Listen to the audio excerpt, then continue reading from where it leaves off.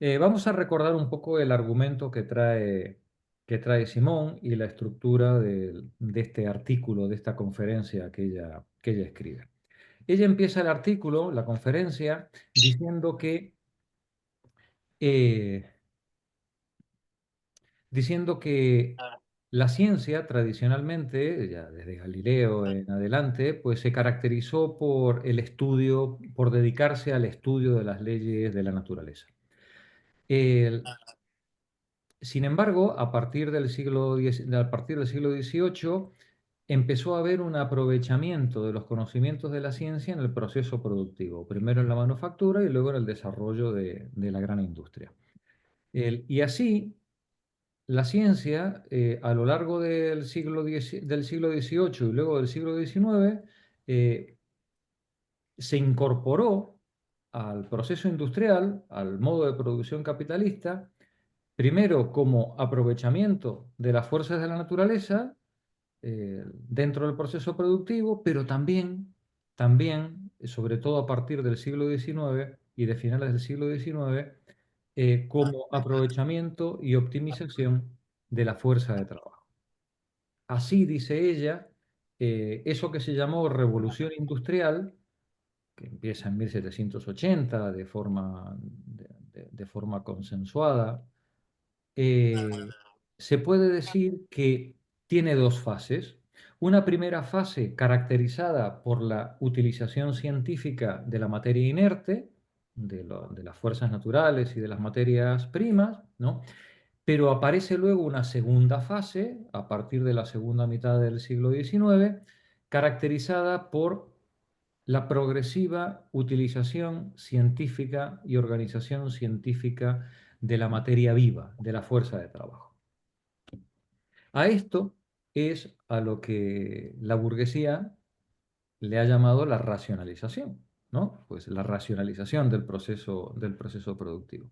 Una racionalización entendida como perfeccionamiento de la producción. Pero claro, dice ella, cuando hablamos de perfeccionamiento de la producción, ¿estamos hablando de perfeccionar el producto? ¿Estamos hablando de perfeccionar el proceso productivo en beneficio del capitalista? ¿O estamos hablando de perfeccionar el proceso productivo en beneficio del trabajador? Evidentemente, cuando la burguesía habla de racionalización, eh, está hablando principalmente de la optimización del proceso productivo desde el punto de vista del productor. Y esto trae aparejado que esa racionalización se va a traducir desde los inicios, se va a traducir en una fuente de explotación y de opresión. Y ella distingue ambas cosas. Ella en el artículo quiere marcar clara esa distinción. No es lo mismo hablar de explotación que hablar de opresión. Cuando hablamos de explotación, dice ella, estamos refiriéndonos a la extracción, podríamos decir, de plus trabajo, a la extracción de valor, eh, en virtud de quién tiene la propiedad de los medios de producción. Es una cuestión de propiedad, ¿no? La explotación. ¿Quién trabaja para quién? ¿No? ¿Quién trabaja para quién? Pero cuando hablamos de opresión, y este es el hilo conductor de todo su discurso a lo largo de toda su vida, ¿no? Cuando hablamos de opresión, la opresión se puede dar de forma independiente de la propiedad de los medios de producción. La opresión reside o radica en la manera en la que organizamos la vida y en la que organizamos el trabajo. Hay formas de organización del trabajo y de la vida humana que son opresivas y formas de organización de la vida humana y del trabajo eh, que son acordes a la sensibilidad humana. Pues bien, la pregunta que ella se hace, y es la pregunta también este es un hilo conductor, es un leitmotiv a lo largo de su obra, es la siguiente. ¿Es posible compatibilizar, es posible armonizar los intereses de los consumidores, por ejemplo, en cuanto a la calidad del producto, con los intereses de los productores, los capitalistas, con respecto a los rendimientos, beneficios del proceso productivo y con los intereses de los obreros explotados, oprimidos en ese proceso productivo, es posible esa compatibilización y nosotros nos hacíamos la pregunta, ¿es posible eso en el sistema capitalista? Eh, ella va a, en el resto del artículo, en el resto de la conferencia, ella va a analizar tres mecanismos de opresión que se dan en el proceso productivo. Eh, y ella va a defender que estos tres mecanismos de opresión son independientes de la propiedad de los medios de producción. Uno de ellos es el taylorismo, que lo vimos la semana pasada y lo analizó Simone Weil con bastante solvencia, ¿no? El- en ese análisis del taylorismo vimos que Taylor, cronómetro en mano y laboratorio en mano, había buscado la intensificación del proceso de trabajo con el objetivo, lógicamente, de hacer trabajar más y trabajar más intensamente al trabajador, con la consecuencia de precarizar la vida y, tanto dentro como fuera del puesto de trabajo del trabajador, y principalmente a través del salario de destajo, torpedear la unidad sindical, atacando, digamos, la organización sindical, generando desunión entre entre los trabajadores. El segundo punto, que es el que vamos a empezar a ver hoy, empezamos la semana pasada, pero hoy lo vamos a retomar desde la página anterior, desde la 233, es el Fordismo. El Fordismo es otro método de racionalización, siempre ponerlo entre comillas, otro método de racionalización del sistema productivo, pero esta vez añadiendo a lo anterior, a esa intensificación producto del cronómetro y de la organización científica de los tiempos en el trabajo, añadiendo a eso el concepto de trabajo en cadena. ¿Eh? El trabajo en cadena propio del Fordismo busca automatizar el trabajo humano de manera que toda la actividad del trabajador durante el tiempo que está en el proceso de trabajo se reduzca a una sucesión de movimientos estandarizados, perfectamente controlados, medidos, en los que no tiene que hacer, no tiene que pensar nada, solamente hacer. ¿Vale? Bien, esto es muy paradójico, porque estamos en el Fordismo utilizando al trabajador como si fuera una máquina. ¿No? Es decir, La prolongación. le hemos dado la vuelta, le hemos dado la vuelta a las cosas, ¿no? Es decir, hemos terminado de cosificar completamente al trabajador, alienándolo completamente de su proceso de trabajo y del producto de su trabajo, transformándolo en un engranaje más de esa cadena de montaje. Pero esto tiene una consecuencia tremenda desde el punto de vista político y desde el punto de vista obrero, porque el sistema fordista, con esta automatización del trabajo y con esta alienación del trabajador dentro del proceso productivo, se carga, se lleva por delante a todos los obreros cualificados. El obrero, el trabajador, el artesano, ya no tiene cabida dentro de la fábrica. El trabajo ahora lo hace cualquier persona. Ford en esto se jactaba de su gran hallazgo, que no necesita más de un día de entrenamiento en la fábrica. Es decir, la gran mayoría, el 90 o 99% de los trabajadores con un día de entrenamiento están más que preparados para cualquier puesto de trabajo, ¿no? Dentro de la fábrica. Claro, esto lleva a una sustitución de todos los trabajos cualificados por trabajos no cualificados y automáticamente a una caída de los salarios en picado. ¿Vale?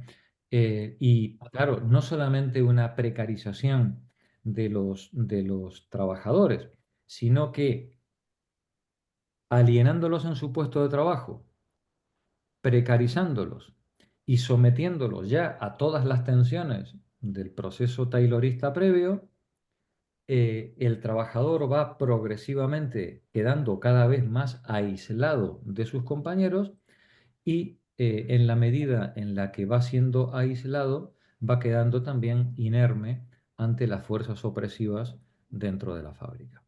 Es un ataque a la línea de flotación, igual que la del taylorismo, al movimiento sindical y a la organización sindical, a la capacidad de los trabajadores pues, para relacionarse, para hablar entre ellos, para ponerse de acuerdo y para poder hacer frente a las condiciones de opresión. Pero claro, cuando estamos hablando de Taylor, estamos hablando del 1900, cuando hablamos de Ford, estamos hablando del 1910, 1920, eh, pero Simón está escribiendo en 1936, ¿no? El- y después de Simón, después de Ford, han venido muchas cosas, ¿no? Vino la Guerra Mundial, vinieron, que esto las psicólogas lo sabéis, lo conocéis muy bien, por lo menos de cuando estudiabais, vinieron los test psicotécnicos, de que empezaron en la Primera Guerra Mundial para seleccionar a los mandos y a los soldados rasos, ¿no? Para hacer la primera criba.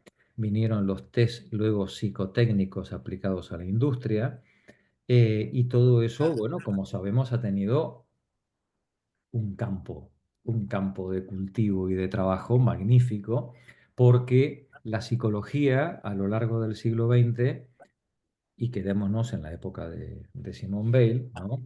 Eh, se ha empleado a fondo en el capitalismo, optimizando el proceso de trabajo. ¿A través de qué disciplina o bajo qué paraguas pseudocientífico o científico? Pues eso que se dio en llamar la psicotecnia, ¿no? Sí, los estudios psicotécnicos, que no es otra cosa que la ciencia o el saber de la psique puesto pues al servicio de la optimización del proceso productivo desde el punto de vista del dueño de los medios de producción o puesto al servicio de la explotación y de la opresión visto desde el punto de vista de los trabajadores. Claro, dice Simone Weil, si no lo he leído mal por ahí, eh, claro, los trabajadores siempre han desconfiado de la burguesía, de la gente de letras y de los científicos, y hacen bien. Claro, claro, claro, hacen bien. Es que la ciencia no es imparcial. La ciencia, lamentablemente, siempre tiene sesgo de clase. Ese sesgo de clase se ve mucho menos en la geología que en la biología y se ve menos en la biología que en la psicología. Pero la ciencia tiene sesgo de clase. Y no es lo mismo la ciencia que hace un burgués asalariado por el capital que la ciencia que pudiera desarrollar un obrero formado científicamente. Porque al final,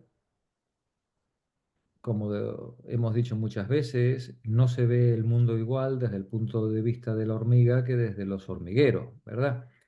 Y bien, y no se ve el mundo igual, ni se ve la ciencia igual, ni se estudian los fenómenos sociales igual, ni con los mismos intereses, ni con los mismos objetivos, desde el punto de vista del capital, que desde el punto de vista del obrero. Dice, los obreros no confían en los científicos y hacen bien.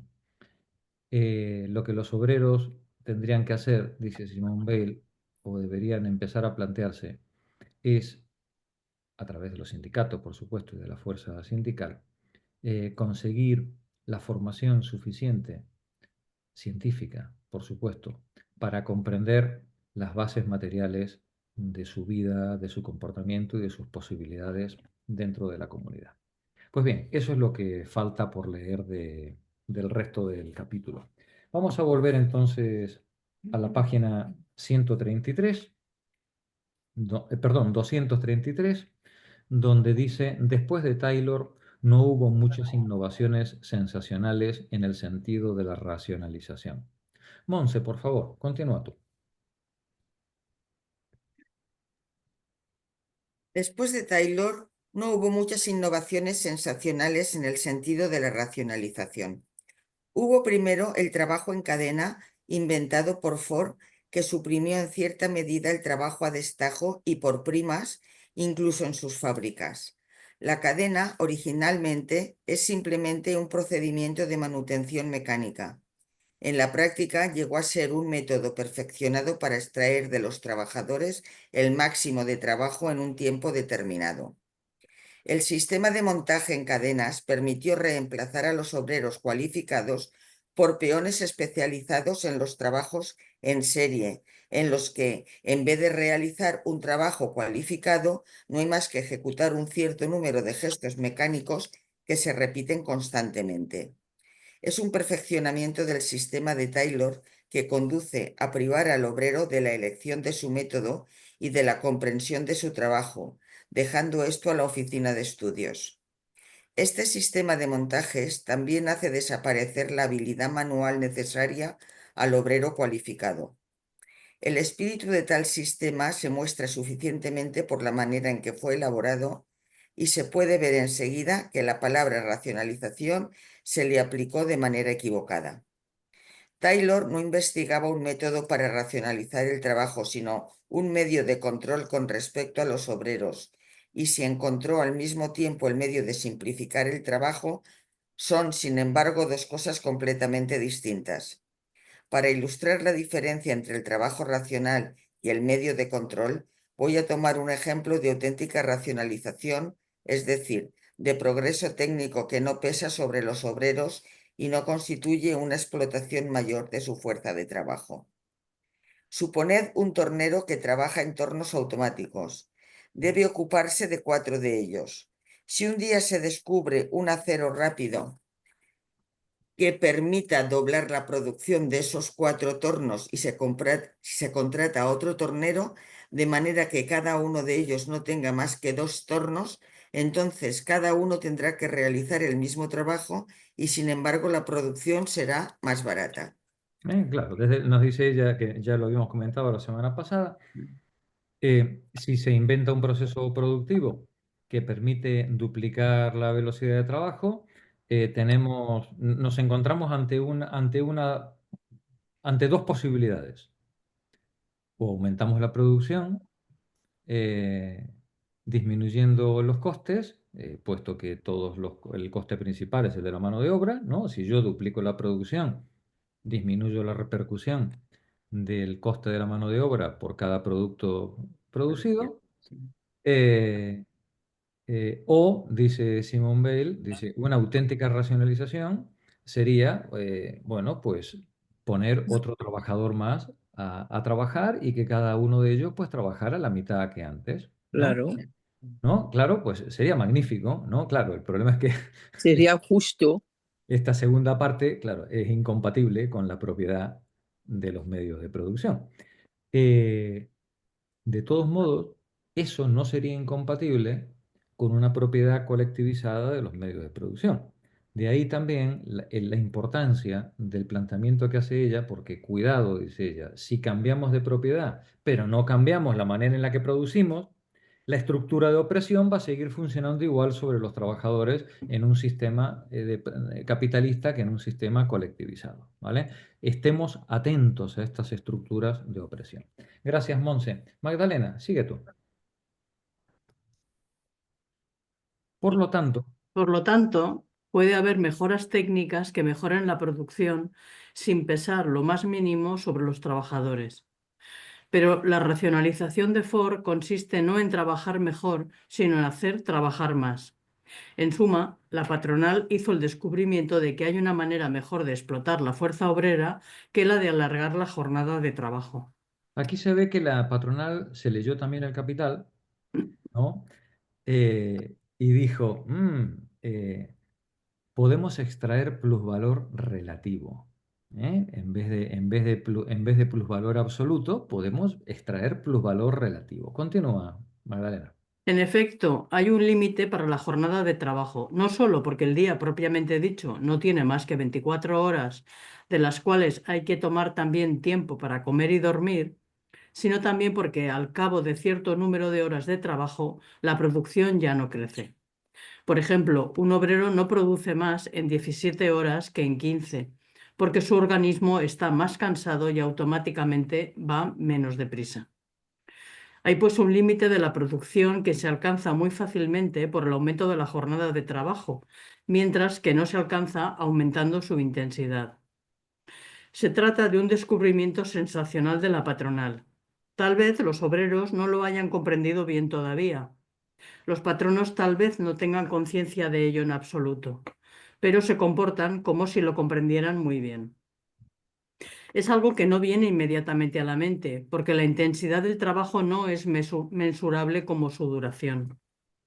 En el mes de junio, los campesinos pensaron que los obreros eran unos perezosos porque no querían trabajar más que 40 horas a la semana, porque se tiene la costumbre de medir el trabajo por la cantidad de horas, y eso se calcula, mientras que lo demás no puede calcularse. Pero la intensidad del trabajo puede variar. Pensad, por ejemplo, en las carreras a pie y acordaros del corredor de maratón que cayó muerto al llegar a la meta por haber corrido demasiado rápido. Puede considerarse esto como una intensidad límite del esfuerzo. Ocurre lo mismo con el trabajo. La muerte, evidentemente, es el límite extremo que no hay que alcanzar, pero el hecho de que no se esté muerto al cabo de una hora de trabajo significa, a ojo de los patronos, que aún se podía haber trabajado más. De igual modo, es así como se baten todos los días nuevos récords sin que nadie crea que se haya alcanzado todavía el límite. Se espera siempre al corredor que batirá el último récord. Y se espera siempre, esta analogía con el mundo del trabajo y del deporte es terrible, ¿no? Porque todos, todas hemos conocido a esos trabajadores, a esas trabajadoras envejecidas como seres humanos de 70, 80 años acabados a los 40 años, ¿no? Completamente consumidos por una vida precaria y sometidos a una explotación de tal intensidad que les, les consumió completamente el organismo en los pocos años de vida eh, que pudieron alcanzar, ¿no? Continúa. Pero Adelante. pero si se inventara un método de trabajo que hiciera morir a los obreros al cabo de 5 años, por ejemplo, los patronos carecerían muy pronto de mano de obra y eso iría en contra de sus intereses.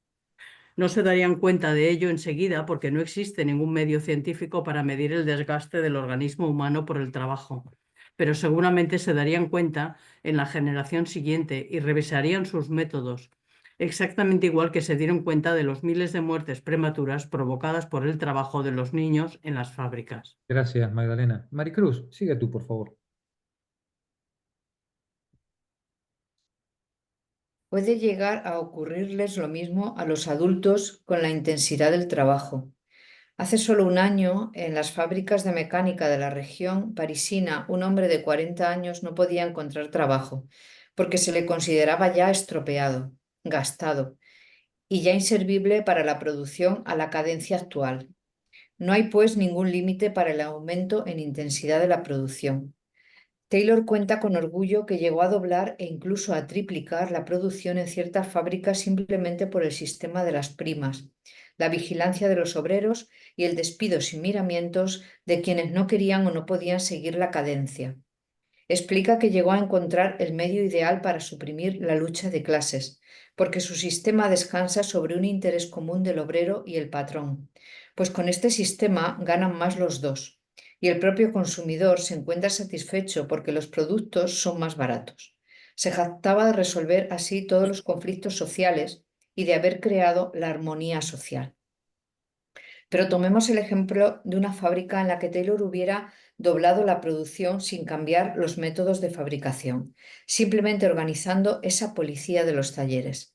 Imaginemos, por otra parte, una fábrica donde se trabajara 7 horas diarias por 30 francos y en la que el patrón decidiera un buen día hacer trabajar 14 horas diarias por 40 francos. Los obreros no considerarían que ganaban con ello y con seguridad se pondrían inmediatamente en huelga. Sin embargo, eso viene a ser exactamente el sistema de Taylor. Al trabajar 14 horas diarias en lugar de 7, uno se fatigaría por lo menos 2 veces más.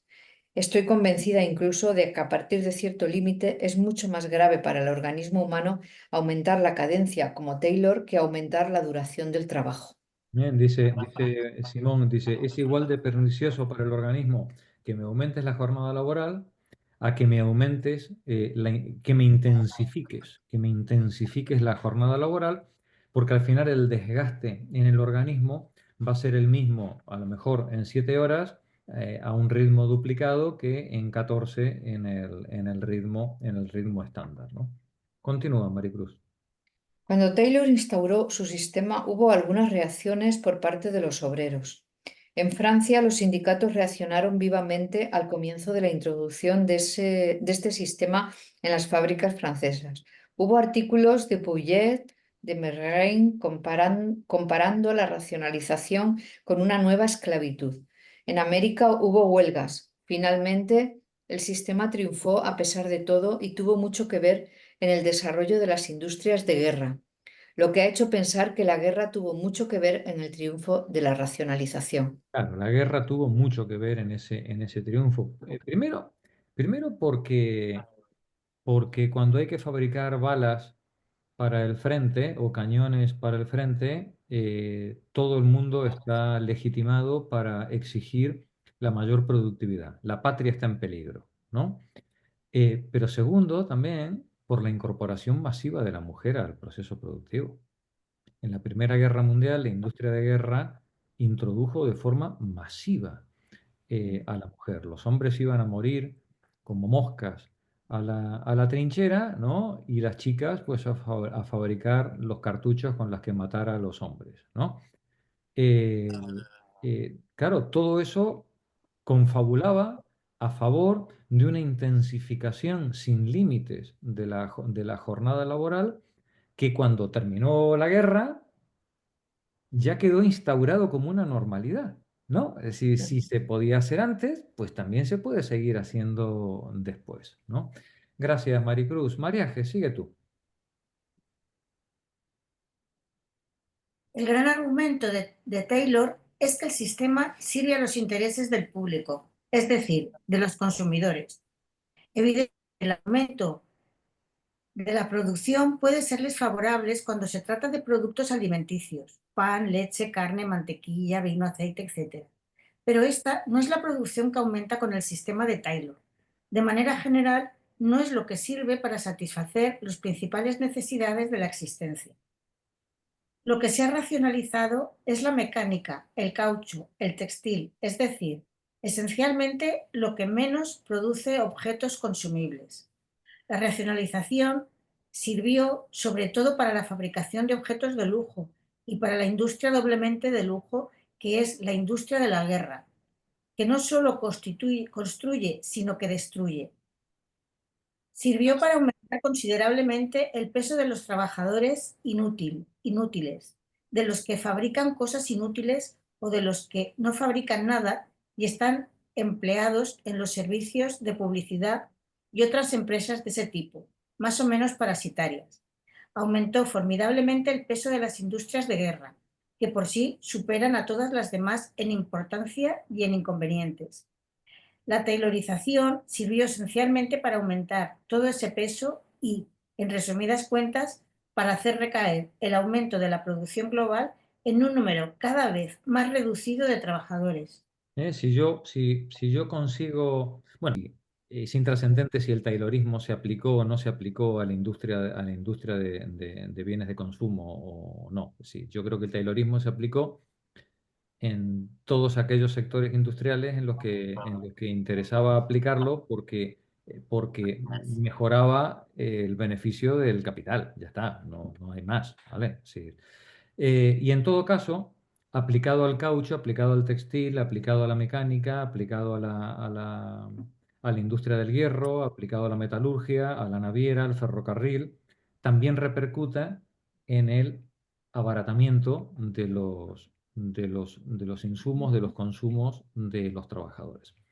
Y repercutiendo en el consumo de los trabajadores, le permite al capital poner mayor cantidad de bienes de consumo en manos de los trabajadores, hacer más baratos, entre comillas, los productos de consumo. Y haciendo más baratos esos productos de consumo, le permite bajarle los salarios.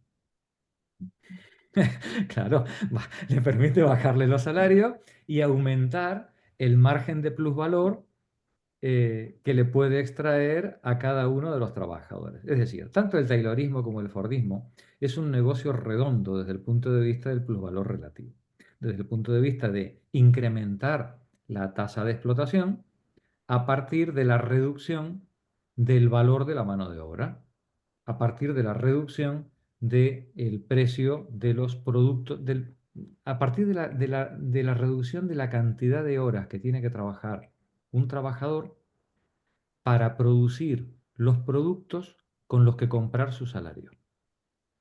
Ese es el fondo de la cuestión, ¿vale? Hecho eso, a nivel individual, el capitalista obtiene una cantidad mayor de beneficios por esa extracción de plusvalor.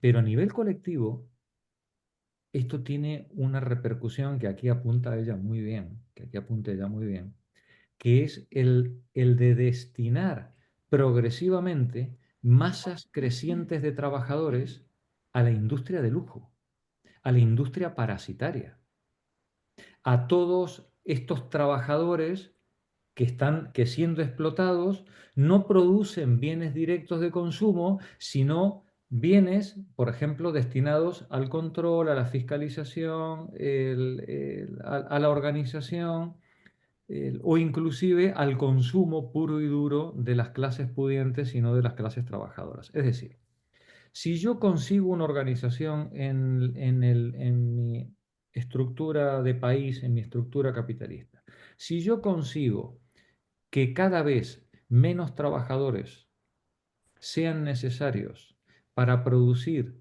la masa de bienes que consume la comunidad en su conjunto, los ricos y los pobres, yo tengo cada vez una masa creciente de trabajadores disponibles para aplicarlos a otras tareas que no son la de producir valores de uso para la colectividad, sino, por ejemplo, pues artículos de lujo, armas,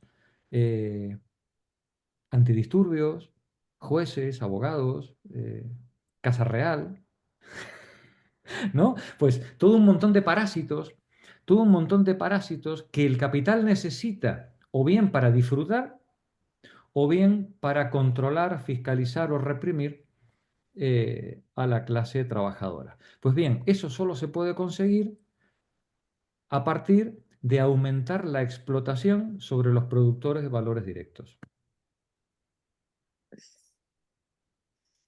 Estas son las grandes maravillas del capital y del plusvalor relativo. Por eso, decía Marx esa frase tan dolorosa, el trabajador, aumentando la productividad, forja sus cadenas. Forja sus cadenas. El trabajador que no es dueño de los medios de producción. Claro, ¿sí? Porque en la medida en la que no es dueño de los medios de producción, toda esa productividad extra que él genera por encima del valor de su salario, la va a utilizar el propietario de los medios de producción o para su lujo, para su disfrute o para las cadenas de opresión que mantienen oprimido al trabajador. ¿No? Mariaje, continúa tú, termina la página. Bueno. Desde el punto de vista del efecto moral sobre los obreros, la taylorización provocó, sin ninguna duda, la descualificación de los obreros. Esto fue negado por los apologistas de la racionalización, especialmente por Dubrain y Stans, no sé. Pero Taylor fue el primero en jactarse de ello, llegando a no hacer entrar en la producción más del 75% de los obreros cualificados, frente a un 25% de obreros no cualificados para el acabado. En Ford solo hay un 1% de obreros que necesitan de un aprendizaje de más de un día, que tú has dicho. Tremendo, ¿eh? Tremendo. Es decir, un 1% de gente que necesita más de un día, ¿no? Más de un día, ¿no? Brutal. Continúa, María G. Este sistema también redujo a los obreros al estado de moléculas, por así decirlo, haciendo de ellos una especie de estructura atómica en las fábricas. Condujo al aislamiento de los trabajadores. Una de las fórmulas esenciales de Taylor es que hay que dirigirse al obrero individualmente, considerar en él al individuo, pero lo que quiere decir es que hay que destruir la solidaridad obrera por medio de las primas y la competencia. Es esto lo que produce esa soledad que tal vez sea el carácter más sorprendente de las fábricas, organizadas según el sistema actual. Soledad moral que ciertamente ha disminuido con los sucesos de junio.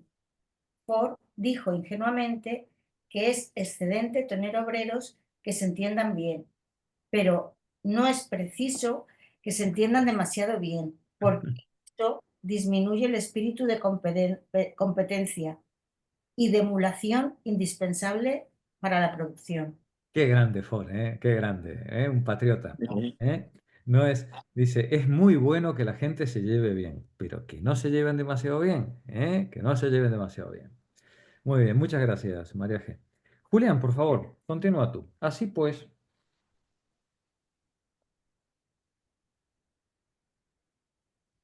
Así pues, la división de la clase obrera está en la base de este método. El desarrollo de la competencia entre los obreros es parte integrante de él, como la apelación a los sentimientos más bajos. El salario es el único móvil. Cuando el salario no basta, es el despido brutal. En cada instante del trabajo, el salario está determinado por una prima. En todo instante es necesario que el obrero calcule para saber lo que ha ganado.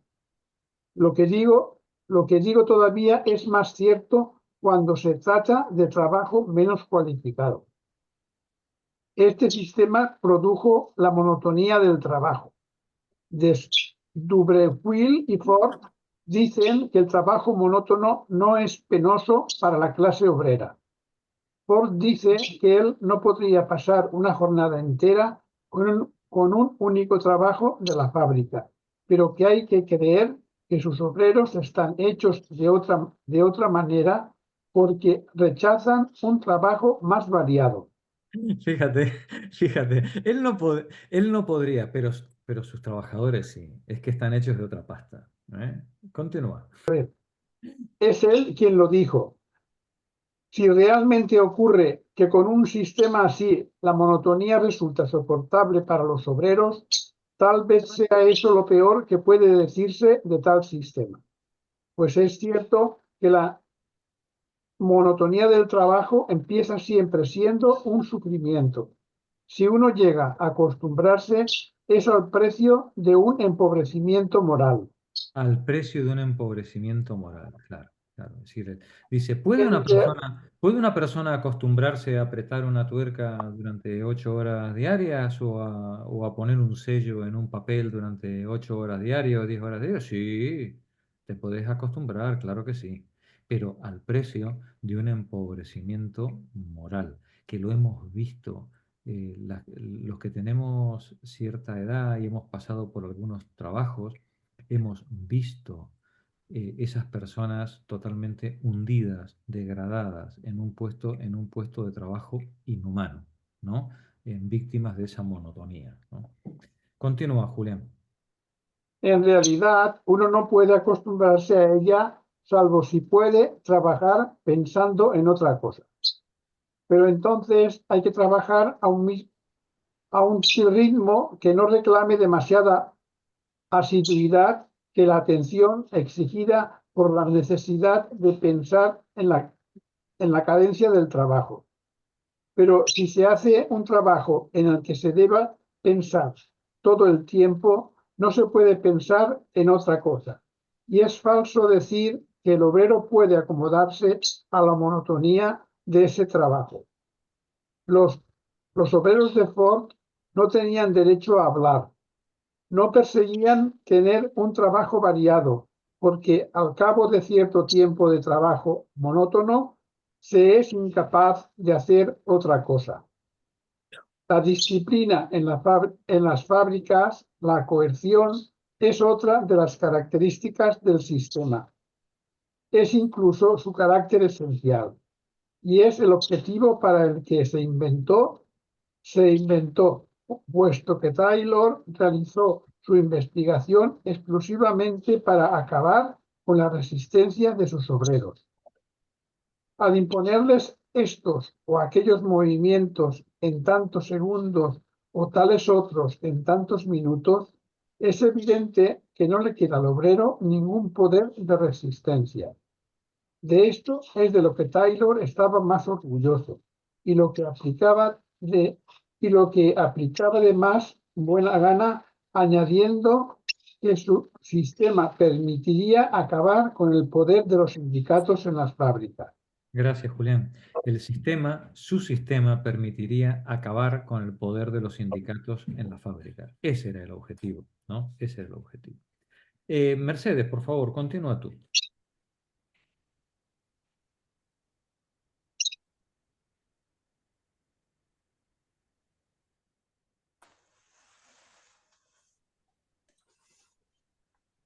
En el curso de una encuesta que hizo en América sobre el sistema de Taylor, un obrero interrogado por Henry Deman le dijo: los patronos no comprenden que no queramos dejarnos cronometrar. Sin embargo, ¿qué dirían nuestros patronos si les pidiéramos que nos mostraran sus libros de contabilidad y les dijéramos: sobre tantos beneficios que obtenéis, juzgamos que tal parte debéis quedársela a vosotros y tal otra volver a nosotros en forma de salarios?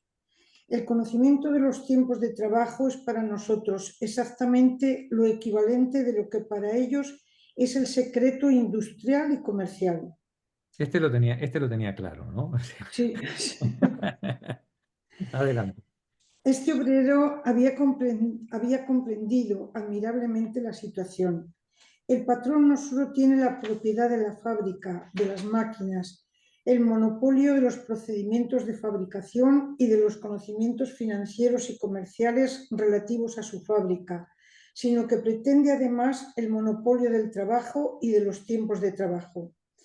¿Qué les queda a los obreros? Les queda la energía que permite hacer un movimiento, el equivalente de la fuerza eléctrica, y se la utiliza exactamente igual que se utiliza la electricidad. Por los medios más groseros, empleando a la vez como estímulos la coerción y el incentivo del lucro, en suma, mediante un método de adiestramiento que no apela a nada de lo que es propiamente humano, se adiestra al obrero como se adiestra a un perro, combinando el látigo con los terrones de azúcar. No se muerde la lengua aquí, ¿no, Simón? ¿No? Se adiestra al obrero igual que se adiestra a un perro, ¿no? Continúa. Afortunadamente no se logra por completo, porque la racionalización nunca es perfecta ni, gracias al cielo, el jefe de taller lo sabe siempre todo. Todavía hay medios de apañárselas incluso para un obrero no cualificado, pero si el sistema se aplicara estrictamente, sería exactamente así. Hay un cierto número de ventajas para la dirección y de inconvenientes para los obreros. Mientras que la dirección tiene el monopolio de todos los conocimientos relativos al trabajo, no tiene la responsabilidad de los desastres debido al trabajo a destajo y por primas. Antes de junio se había obrado el milagro de que todos los que estaban bien, de que todo lo que estaba bien se añadía al beneficio de los patronos, mientras que todos los marrones se los habían de tragar obreros que perdían su salario si se estropeaba una máquina, que debían arreglárselas si algo no marchaba, si una orden era inaplicable o si dos órdenes eran contradictorias, pues teóricamente todo marcha a la perfección. El acero de las herramientas es siempre bueno, y si la herramienta se rompe es siempre por culpa del obrero, etc. Y como el trabajo es a destajo, los jefes todavía hacen un favor cuando quieren contribuir a reparar los destrozos. De manera que verdaderamente este sistema es ideal para los patronos, puesto que comporta todas las ventajas para ellos, mientras que reduce a los obreros al estado de esclavos y por otro lado les exige que tomen la iniciativa cada vez que la cosa no marcha. Es un refinamiento del que resulta sufrimiento en los dos casos, pues en todos los casos es el obrero el que se ha equivocado. Gracias, No Mercedes. sé, Paco, termina tú el capítulo.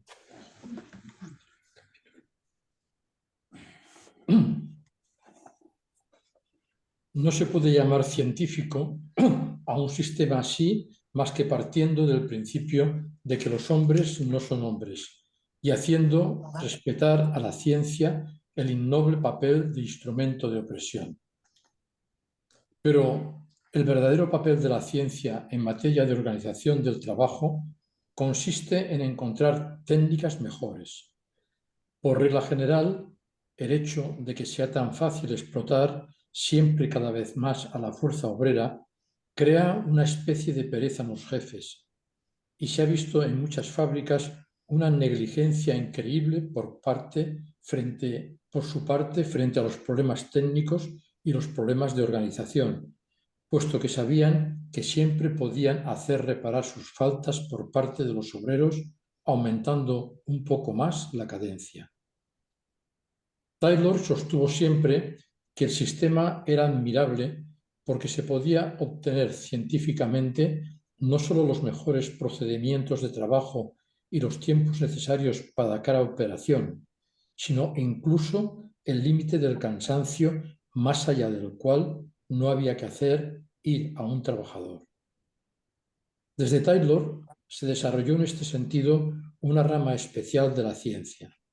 Es la que se llama psicotecnia, que permite definir las mejores condiciones psicológicas posibles para un trabajo u otro, medir el cansancio, etc.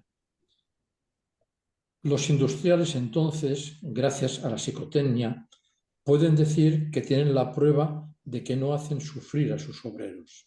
Ya tienen la explicación científica, ¿no? Es decir, Total. Y ahora ya si les falta algo, tienen al médico de empresa que les certifica que la salud es estupenda, ¿no? También, ¿verdad? Continúa. Les basta con invocar la autoridad de los sabios. Pero la psicotecnia es aún imperfecta, acaba de ser creada, e incluso si fuera perfecta, no alcanzaría nunca a los factores morales.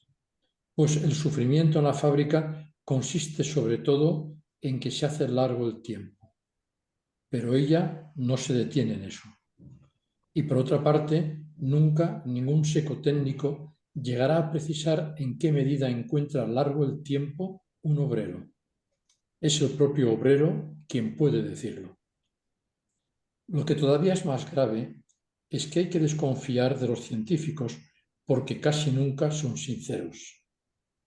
Nada le es más fácil a un industrial que comprar a un científico y cuando el patrono es el Estado, nada le es más fácil que imponer tal o cual regla científica. Qué grande aquí, ¿eh? qué fina. Qué Sí. iluminación, qué fina, ¿no? Es decir, nada le es más fácil a un industrial que comprar a un científico. ¿Cuántos papers, cuántas investigaciones se han pagado desde el capital, ¿eh? Continúa. En este momento lo vemos en Alemania, donde súbitamente se descubre que las grasas no son tan necesarias para la alimentación humana como se creía. De igual modo, podría descubrirse que a un obrero le es más fácil hacer 2000 piezas que 1000. Los trabajadores, por lo tanto, no deben confiar en los científicos, los intelectuales o los técnicos para solucionar lo que tiene para ellos una importancia vital. Pueden aceptar sus consejos, por supuesto, pero no deben contar más que consigo mismos. Y si se sirven de la ciencia, deberá ser asimilándola ellos mismos. Asimilándola ellos mismos, ¿no? mismos. Sí, entendiendo, claro, es que Al terminar este análisis, la cuestión que se plantea es la de saber qué hay que hacer. Bien sé que el mes de junio mejoró las cosas hasta cierto punto, diferente según las fábricas. De todos modos, ha cambiado la atmósfera moral, pero es únicamente porque los patronos han tenido miedo, han retrocedido ante el dinamismo extraordinario de la clase obrera. Y al final, después de todo este canto, después de todo este canto de colaboración entre la clase trabajadora y los patronos, pues al final ella termina cerrando el tema diciendo, lo poco que se ha conseguido, no te engañes, es porque los patronos tuvieron miedo, ¿vale? Y para que los patronos tengan miedo, la fuerza sindical tiene que estar fuerte, unida y con los obreros en la calle. Con los obreros en la calle, entonces los patronos se vuelven súper democráticos, ¿no? Claro, ese es el gran desafío. Y por eso, igual que Taylor, igual que, igual que Ford, igual que el PP, el objetivo de los patrones siempre es el mismo: disolver, atomizar la fuerza sindical, disolver la clase obrera, separarlos, dejarles completamente indefensos, aislados y así poder someterles. No hay claro, las ni otro plantillas. camino de opresión ni otro camino de emancipación que ese. Es lo que hay.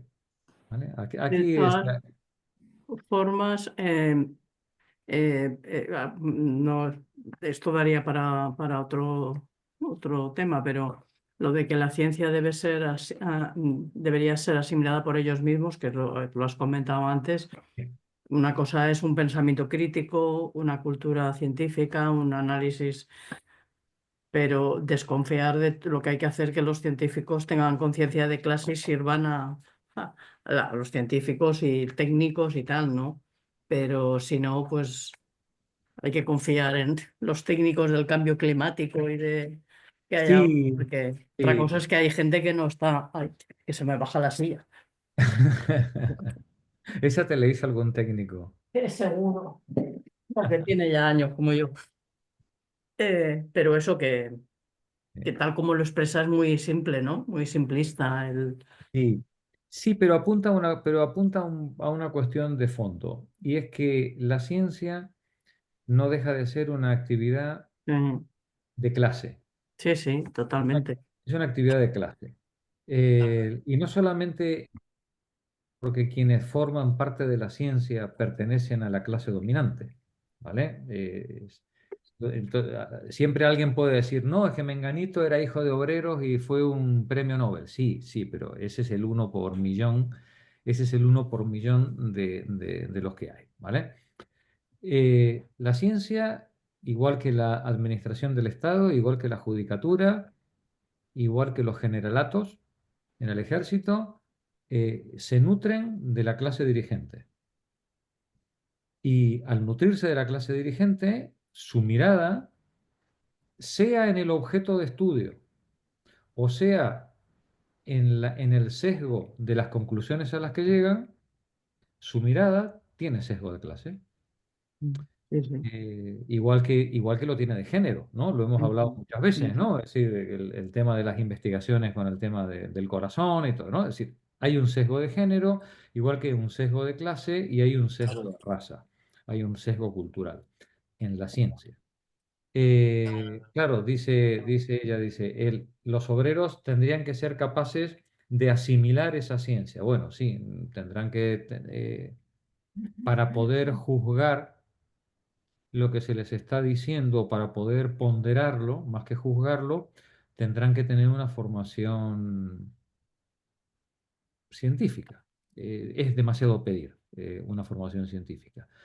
Una ilustración, digamos, una ilustración en cuestiones de ciencia. Y lo que desde luego hace falta es que los obreros ocupen el Estado. Ocupen el Estado, ocupen las instituciones y ocupe la academia, y que la academia de verdad sea representativa de las clases sociales, y no que en la academia el 99% pertenezca al 10% de la clase dominante, que es en lo que se traduce, ¿no? Es decir, me da igual que sea en la abogacía, en la filosofía, en la matemática, es decir, al final el 99% o el 90% de los académicos, las académicas, pertenecen a la clase dominante, que no es más del 5% de la población, ¿no? Cuando tú ves, por ejemplo, aquí está Marí, ¿no? Cuando tú ves la École Polytechnique, eh, que dices, y eso que Francia tiene históricamente un sistema de becas bestial, ¿no? Es decir, pero al final el 90 o 95% de los que pasan por ahí, pues pertenecen a la clase dirigente. Jorge, Sí, di Julián. a ver, perdonad a todos, pero en la página 229, al Sí, principio de todo, sí, dice esto: realmente parece que nadie puede levan- levantarse contra ella. Está hablando de la racionalización.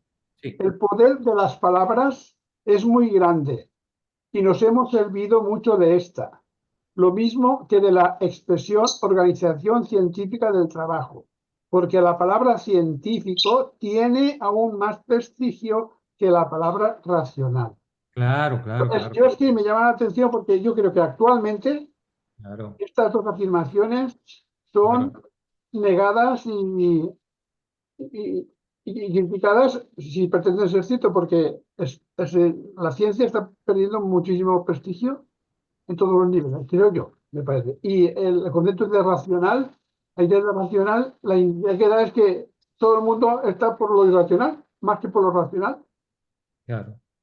Y yo, entonces, creo que hoy utilizar el prestigio de científico y el método racional, eh, yo estoy leyendo cosas por ahí que me asustan. O sea, que parece ser que es todo lo contrario, que es lo que hunde la civilización actual. Bueno, de esto hablaremos los jueves, ¿no? De esto hablaremos los jueves. Cuando, cuando Galileo define en qué consiste la ciencia, eh, define a partir de su momento en adelante la ciencia como, bueno, principalmente lo que sea matematizable, lo que sea matematizable. Y para que sea matematizable, pues tiene que tener sustancia y extensión. Claro, la ciencia básicamente, por eso la ciencia privilegiada siempre fue la física, ¿no? Es decir, y luego las matemáticas, ¿no? Los grandes modelos, ¿no? Los grandes modelos. Y todas las investigaciones posteriores que quisieron tener algún prestigio, y quisieron vestirse con el adjetivo de científicas, ¿no? Hasta el derecho, carrera de ciencias jurídicas, ¿no? Todos quieren ser científicos, ¿no? Los pedagogos, ciencias de la educación, ¿no? Todos quieren ser científicos, porque la palabra ciencia, claro, pues tiene un peso, ¿no? Tiene un peso, un peso tremendo. Sin embargo, la ciencia, como reducción a sustancia y extensión, eh, conlleva un empobrecimiento terrible de la realidad, del mundo. Si yo el mundo lo reduzco a lo que puedo pesar y a lo que puedo contar, dejo fuera del mundo no sé, el 99% de la vida humana y animal y el 99% de la realidad, y además lo dejo fuera como algo despreciable. Nada, eso no tiene interés, ¿no? Es decir, no tiene interés. Claro, entre las cosas que yo dejo fuera de la ciencia, porque no es pesable ni es contable, está el sufrimiento. El El sufrimiento, humano. claro, claro, sí, o animal, sí, en general, ¿no? Es una de las tantas cosas que se quedan fuera del adjetivo o de ser susceptible de un análisis, entre comillas, científico, porque el método de Galileo no lo permite. No lo permite, ¿no? Claro, por eso la filosofía alemana hasta el siglo XIX intentó separar, mantener separadas la science inglesa, anglosajona, empírico, hipotético, deductiva, ¿no? De de la ciencia en sentido amplia como omnicomprensión de un fenómeno, ¿no? Porque del mundo forma parte lo que puedo medir y lo que puedo pesar, como lo que no puedo medir y lo que no puedo pesar. Y todo eso forma parte del mundo, ¿vale? Para yo comprender un fenómeno, para yo poder decir que lo he comprendido, yo tengo que ser capaz de entender tanto lo que entra dentro de lo matematizable como lo que está fuera de lo matematizable. Sin embargo, los anglosajones, de forma muy soberbia, siempre a todo eso se refirieron como metafísica, ¿no? Sí, eso es lo que está fuera, ¿no? Está fuera del campo de lo empírico y de lo pesable y de lo medible y por tanto, pues no es digno de ser contemplado bajo los ojos de la razón, ¿no? De la racionalización. Bueno, pues sí, la ciencia occidental, la ciencia empírico-hipotético-deductiva, experiencial, es uno de las formas de acceder a la realidad. Y nos da muchos datos sobre la realidad, pero no nos los da todos, ni muchísimo menos, ni muchísimo menos. Sirve para darnos, bueno, pues para, para permitirnos determinar ciertas cadenas causales en los acontecimientos y poder hacer predicciones. Pero eh, todavía está por verse ese salto en nuestra comprensión de la vida, del mundo, que, que nos deje o que nos permita mirar como parte de nuestra realidad y con la misma importancia tanto eso que hemos medido como todo lo que se quedó sin medir y que sin embargo forma parte de nuestra vida, ¿eh? Forma parte de nuestra vida. Desde el amor, el sufrimiento, eh, a Había que tanta... incluir a Freud, pues, Sí, sí, más, claro. porque Es que sin Freud, Freud, más pierde mucho. en Freud, Freud fue un Es gran salto, mezclado, Freud. claro, un gran salto adelante en la comprensión, en nuestra comprensión de la vida, ¿no? Y del sujeto, ¿no? Digamos que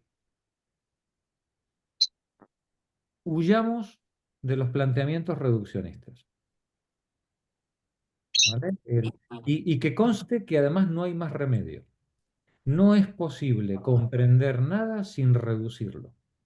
No es posible estudiar ningún objeto, no es posible estudiar nada, ni siquiera un ser humano, si no nos alejamos de él, lo transformamos en objeto y lo estudiamos como una cosa, ¿vale? No es posible, ¿vale? Es decir, nuestra manera la manera en la que el aparato de conocimiento humano opera siempre es tomando distancia con respecto a aquello sobre lo que ha colocado su atención, ¿no? Se separa sujeto-objeto y lo estudia. El problema viene de si hecho eso, nos hemos quedado con esa separación o si somos capaces de entender de que este alejamiento es solamente un alejamiento metodológico, pero que no es ontológico. Nosotros formamos parte del mundo y formamos parte de la comunidad en la que estamos. Y aunque nosotros queramos reducirla, alejándola de nosotros o reduciéndola a sustancia y número, eso es un método de trabajo que nos da una cierta información sobre la cosa, pero no es la cosa. La cosa es la totalidad. Y en esa totalidad estamos nosotros. Eso es lo que a la ciencia contemporánea le falta y creo que le falta porque es intrínseco al planteamiento científico, es decir, no puede hacerlo de otra manera.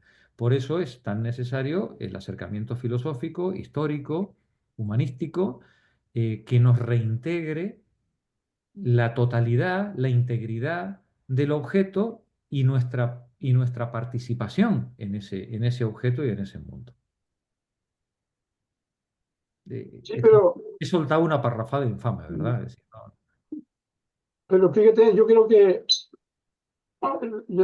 bueno, aparentemente la razón que se tiene para despreciar muchas teorías o muchas afirmaciones de Freud es que no es demostrable, no es método científico, son especulaciones. Y entonces lo que se supone que hace falta para que la idea de ciencia sea más humana, si alguien lo intenta, se le critica diciendo que, ¿cómo dices eso? Metafísico. ¿Cómo te inventas? ¿Cómo me lo demuestras? Etcétera. O sea, Claro, es un lío. claro. En vez de, si te pones en el plan que dices tú, de decir, vamos a hacer todos los ángulos, el todo, y después dice, según esto, creo yo que sería tal. Y yo te contesto, pues, entonces, ¿cómo te lo has inventado que no vale lo que dices porque tu método no es científico, no es Sí, racional? pero yo me temo que es consecuencia de una manera de relacionarnos los seres humanos. Yo creo que es mi opinión, ¿eh? Ya lo analizaremos también los jueves a este tema. Yo creo que eh, esta obsesión por lo científico del siglo XX responde a los intereses de la industria capitalista. Creo que no hay, creo que una organización social como nuestra, que solo mide el valor de las cosas por su precio, necesita que todo lo valioso sea medible y pesable. Si, yo mido al trabajador, Cuantificado para pagarlo. claro, mido al trabajador por su productividad, mido la calidad de la vivienda por su precio, mido el coche, ¿no? Es decir, todo tiene que ser contable, medible y pesable. Y creo que eso es una consecuencia de una manera de estar en el mundo, que es la propia del modo de producción capitalista. El modo de producción capitalista necesita unas relaciones humanas definidas por ese famoso Homo economicus. El Homo economicus no existe. El Homo economicus es un sujeto ficticio que reúne las condiciones ideales de explotación en un sistema capitalista. Es un señor egoísta, competitivo, que solamente mide por el precio y por la cantidad de acumulación, ¿no? Es decir, ese es el señor, la señora que rinde mayores beneficios dentro del sistema capitalista. Es el trabajador ideal, el emprendedor ideal, el empresario ideal, ¿vale? Bien, pues ese empresario o trabajador o señora ideal dentro del capitalismo es una reducción del ser humano. El capitalismo ha cogido 3, 4 rasgos de los seres humanos, el egoísmo, la envidia, ¿no? Es decir, y los ha transformado La codicia. la codicia, y lo ha transformado en el canon de sujeto. Claro, y todo lo demás, ¿dónde se queda? ¿No? Claro, para poder darle valor a todo lo demás, necesitamos sacar al sujeto de esas relaciones de explotación y de dominación en las que está atrapado y en las que para poder sobrevivir, pues tiene que competir con el vecino de al lado, con el trabajador de al lado, con sus amigos, con la familia, la economía familiar. Mientras esté el ser humano atrapado en esa estructura de explotación y de dominación que se llama modo de producción capitalista, el ser humano para sobrevivir tiene que comportarse como se espera de él. Y se espera de él que se comporte de forma egoísta. Si no lo hace así, entonces eres un fracasado, no sabes dónde tienes la cabeza, es que no vas a hacer nada con tu vida, ¿qué va a ser de ti, muchacho? Estudia algo que te haga ganar dinero, no pierdas el tiempo con esas cosas, ¿cómo se te va a ocurrir pintar? Invierte en bolsa, ¿cómo vas a trabajar en una ONG? ¿De qué te vas a jubilar? ¿Es que no vas a cotizar suficiente en la seguridad social? Es decir, el modo de vida en el que estamos es un modo de vida que nos exige comportarnos como un homo economicus para que podamos sobrevivir con un mínimo de dignidad. Hay que estar muy sobredotado, tenéis que ser todas personas muy superdotadas para, además de comportaros como un homo economicus y ganaros la vida con un mínimo de dignidad, pues además os sobre un poquito de tiempo pues para poder llevar una vida digna y una vida un poco bella que merezca la pena ser vivida. Pero eso no lo puede hacer todo el mundo. La gran mayoría de la gente pasa su vida sobreviviendo. Y sobreviviendo con las únicas herramientas que puede sobrevivir, las del Homo economicus. Porque las otras no cotizan en bolsa. Eso del amor, de la fraternidad, la generosidad, eso no cotiza. No te da puestos de trabajo.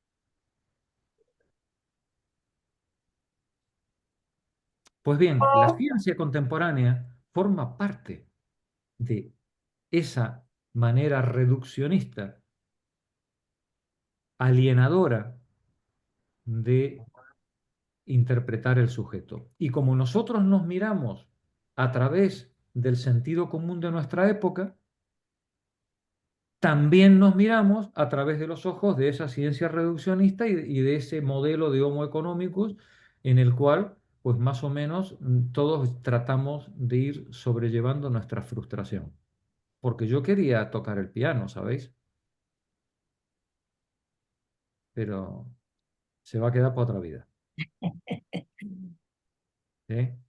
Lo que mucha gente dice, Jorge, lo importante sería que quedáramos hombres buenos. Hombres buenos. Voy a contárselo al de Mercadona. Hombres buenos.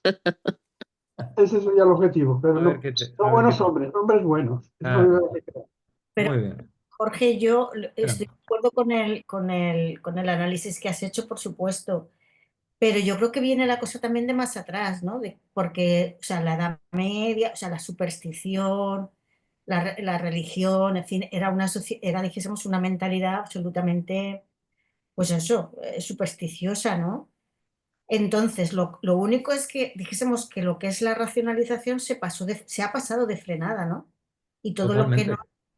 lo que no es racional no tiene importancia. Lo que no se puede demostrar por el método científico, que en total son cuatro cosas, aunque cambien mucho la vida, pero son cuatro cosas, no se valora, ¿no? Y en eso tienes toda la razón, pero que viene también de más atrás, ¿no? De esa Claro. reacción a lo que ha sido la Edad Media y Digamos que cada modo de producción, nosotros ahora vivimos en el capitalismo, ¿vale? Pero hubo otros modos de producción previos, ¿no? Es decir, estuvo el feudalismo, antes estuvo el esclavismo, ¿no? La sociedad arcaica romana o griega. Cada modo de producción genera una imagen de ser humano típico. de ser humano adaptado. Digamos, cada modo, cada sociedad genera la imagen de un hombre, una mujer como Dios manda, ¿no? ¿Cómo debe ser un hombre o una mujer? Claro, no es lo mismo en el feudalismo que en la sociedad esclavista. Sobre todo, no es lo mismo si eres esclavo o eres dueño de esclavos. ¿No? que, que en el capitalismo. Claro, llevas en toda la razón del mundo, Mariaje. Es decir, la descripción que yo he hecho es la del Homo economicus, el sujeto adaptado, como diría Eric Fromm, profundamente enfermo, por cierto, ¿no? Profundamente enfermo en la sociedad capitalista, porque ya sabéis que decía que hay que estar muy enfermo, muy enfermo, muy enfermo para estar sano en En esta este sistema. en este sistema, ¿no? Hay que estar muy enfermo, ¿no? Para estarlo. Bueno, pues en general, digamos, los modos de producción, todas las sociedades, en sentido amplio, tienen un sujeto típico, tienen un sujeto adaptado, que no existe, ¿vale? No existe el sujeto adaptado, ¿vale? Sí, pero digamos, tiene un modelo de sujeto, un modelo de mujer, un modelo de hombre, un modelo de hijo, que es el que todo el mundo mira, ¿no? Cuando los griegos pues, pensaban en Aquiles, ¿no? Pues Aquiles era el modelo, ¿no? De todo griego, de todo aristócrata griego, ¿no? Y seguramente cualquier mercachifle ateniense eh, tenía como ejemplo iluminador a Odiseo, ¿no? A Ulises, ¿no? Era su mercachifle por excelencia, ¿no? Los aristócratas a Aquiles y los mercachifles a Ulises, Uy. ¿no? Vaya que sí. Ah, sí, cada comunidad, y los romanos a quién, ¿no? Pues ¿a quién miraban los romanos? Pues Cicerón. seguramente a Cicerón, ¿no? Claro, es el grande, ¿no? Cicerón el grande. Y si era alguien un poquito más heroico, pues entonces se iban a la mitología, a Virgilio y miraban a Eneas, ¿no? Toda sociedad, os habéis dado cuenta que de las mujeres no hablamos, ¿no? Porque claro, como eran sociedades como eran sociedades patriarcales, ¿no? La mujer en Grecia, el modelo era la mujer de Zeus, una Era. mujer como la reina Sofía, ¿no? Pues ahí muy señora de su hogar y mirando para otro lado a todos los cuernos ¿no? que le ponía el marido, ¿no? Esa es la sociedad patriarcal, ¿vale? De la época, ¿no? Digamos, hay un modelo de mujer, hay un modelo, hay un modelo de hombre. Y es verdad que cada sociedad tiene lo suyo. La ciencia, la racionalización, o digamos, la modernidad, a partir de Pascal en adelante, ¿no? Digamos, la modernidad trae la merma de la sociedad feudal y junto con ellas la superstición y el peso de la iglesia, el peso de los dogmas de la iglesia, eh, como modelo o como espejo en el que la sociedad se tenía que mirar para decidir pues, cuál es el sujeto ideal. Y esa modernidad, claro, vino de la mano de la imprenta y del descubrimiento de América, ¿no?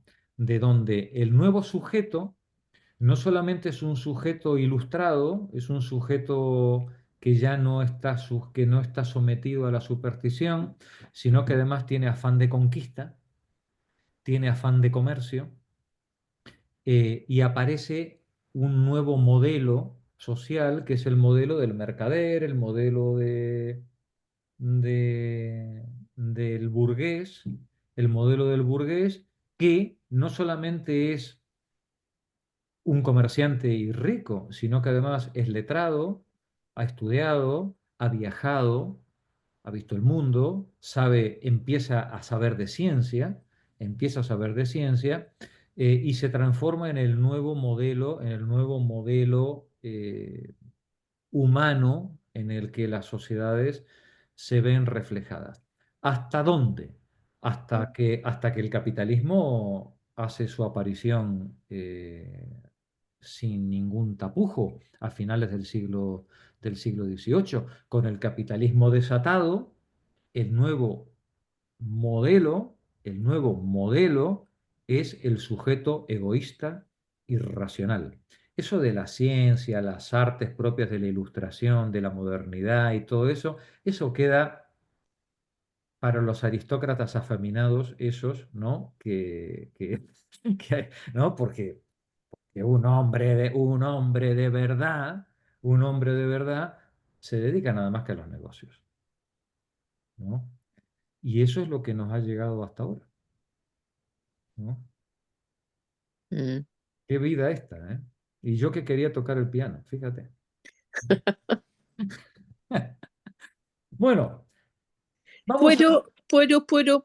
Sí, di. Puedo dar una opinión mía. Es sobre una Por favor. traducción una parte de traducción del texto. Ah, qué interesante.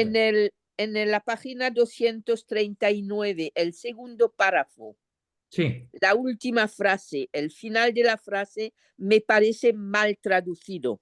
a He ido ver, al texto original, que lo tengo aquí, y el texto original en la última parte de la frase dice, no había que hacer ir a un trabajador, es decir, más allá de la cual no había que hacer ir a un trabajador.